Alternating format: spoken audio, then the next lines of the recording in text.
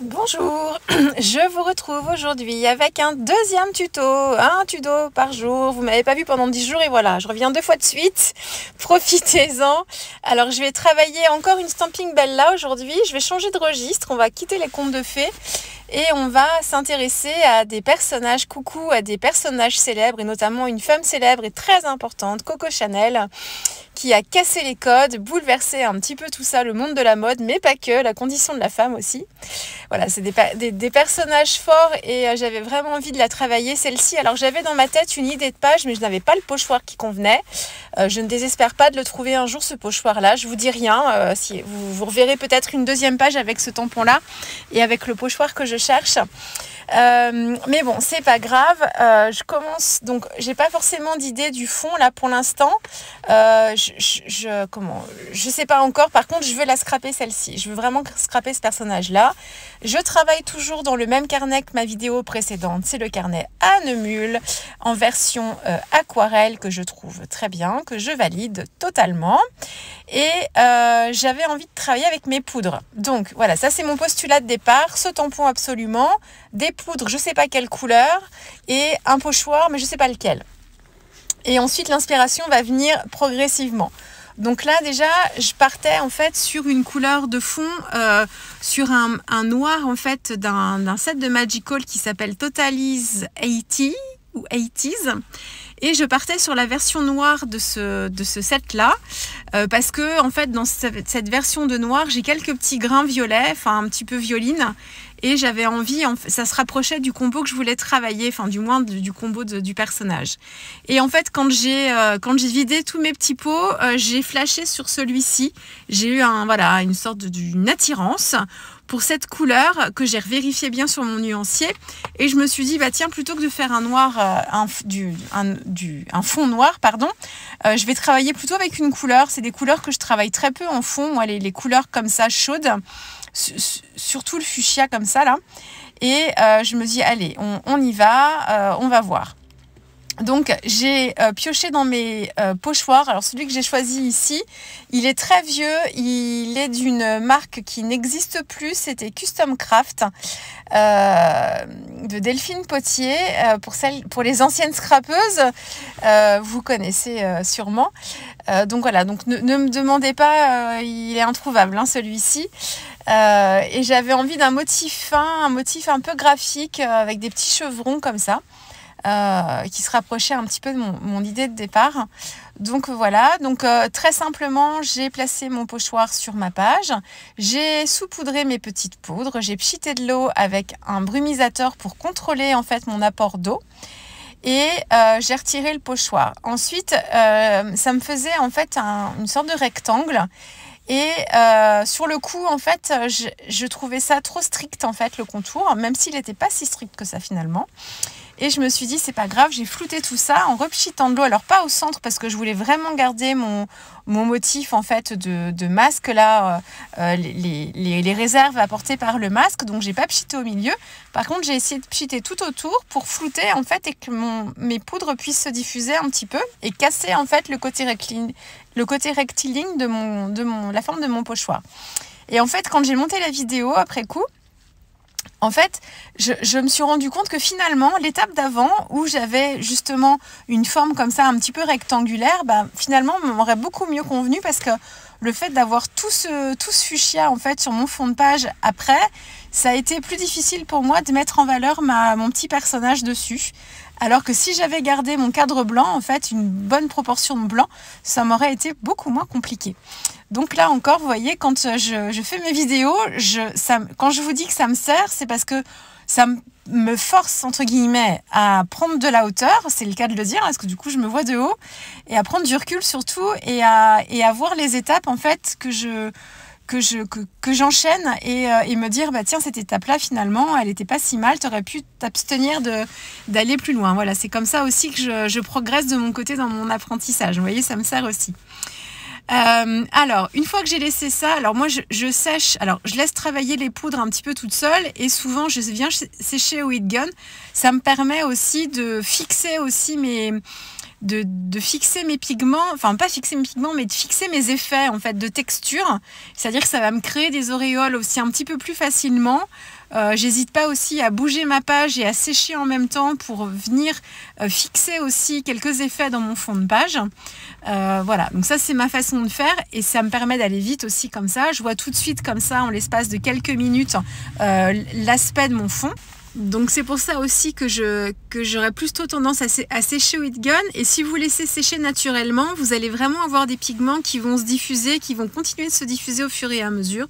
Et c'est aussi intéressant. Donc il y a les deux façons, c'est un petit peu comme on veut. Ce qui est bien, c'est de tenter les deux de temps en temps, de tenter le séchage au heat gun et puis quand on a tendance à faire un peu trop le heat gun comme moi, de temps en temps, de laisser sécher naturellement. Alors le compliqué, c'est quand on a apporté, il y a des zones en fait, même si on essaye de pas apporter trop d'eau, il y a des zones en fait où ça forme des flaques. Et du coup, quand on laisse sécher naturellement, ça peut prendre beaucoup de temps. Et quelquefois, ça peut fragiliser le papier. S'il y a une flaque en fait sur votre papier, ça pourrait avoir tendance un petit peu à traverser si vous laissez sécher comme ça.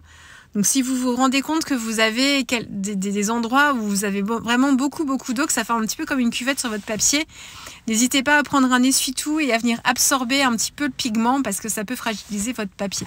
Si vous le faites au heat gun, bougez un peu la feuille et séchez au heat gun et là par contre vous aurez un petit peu moins de soucis.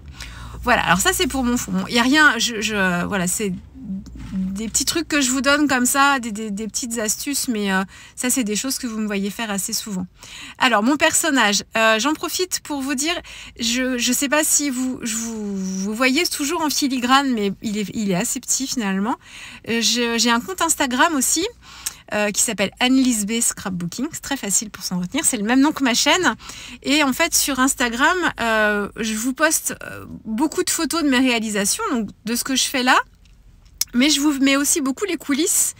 Et je vous fais aussi de temps en temps, quand j'ai un peu de temps, parce que là, ça double un petit peu mon travail, je vous fais des reels aussi sur Instagram et ça vous permet de voir un petit peu en avant-première les petites vidéos que je vais vous montrer ici.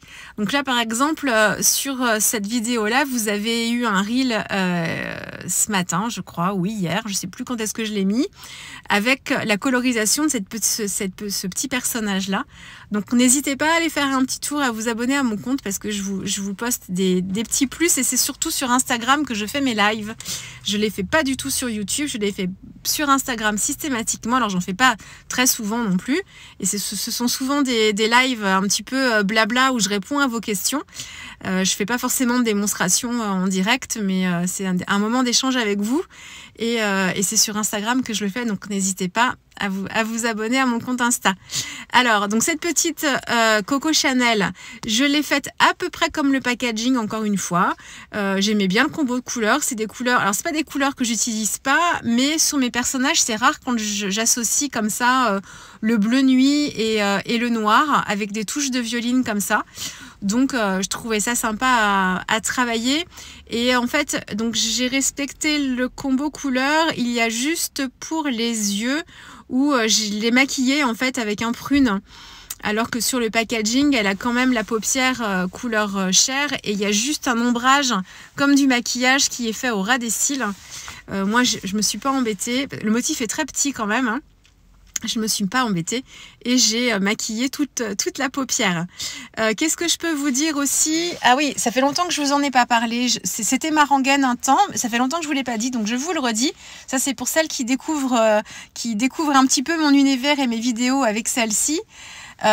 Pour le choix des couleurs.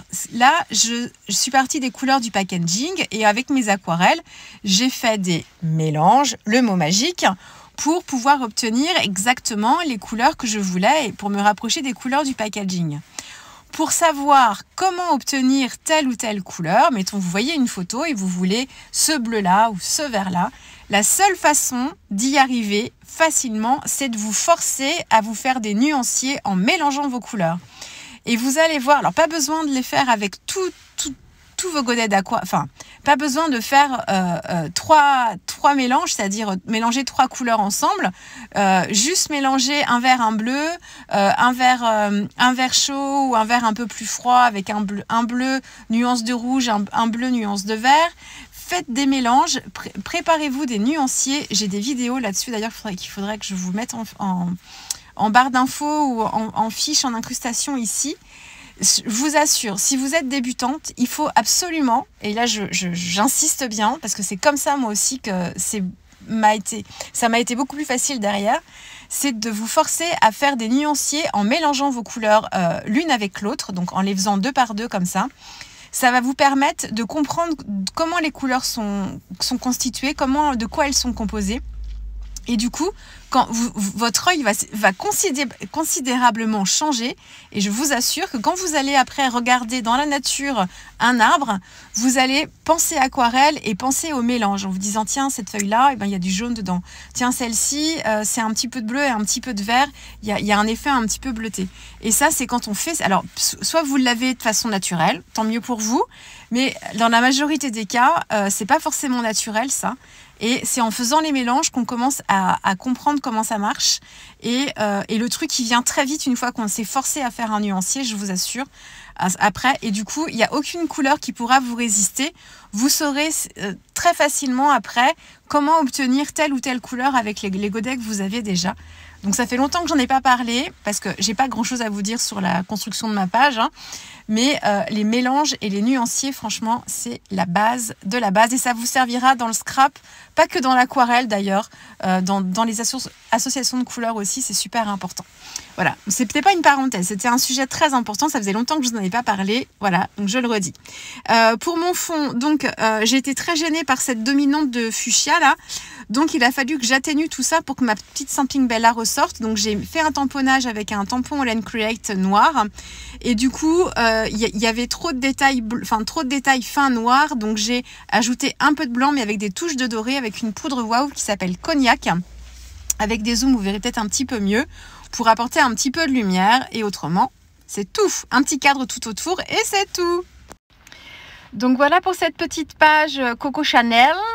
Je l'adore. Et vraiment, ce petit combo couleur sur la colorisation du tampon, je trouve que l'association est vraiment sympa. Donc j'ai rajouté le titre aussi, c'est un texte de la planche de tampon aussi. Voilà. Écoutez, j'espère que cette page vous aura plu. Si c'est le cas, n'hésitez pas à mettre un petit pouce en l'air, à vous abonner si ce n'est pas déjà fait, à activer la petite clochette. Et puis on se retrouve très vite avec une prochaine vidéo. Au revoir.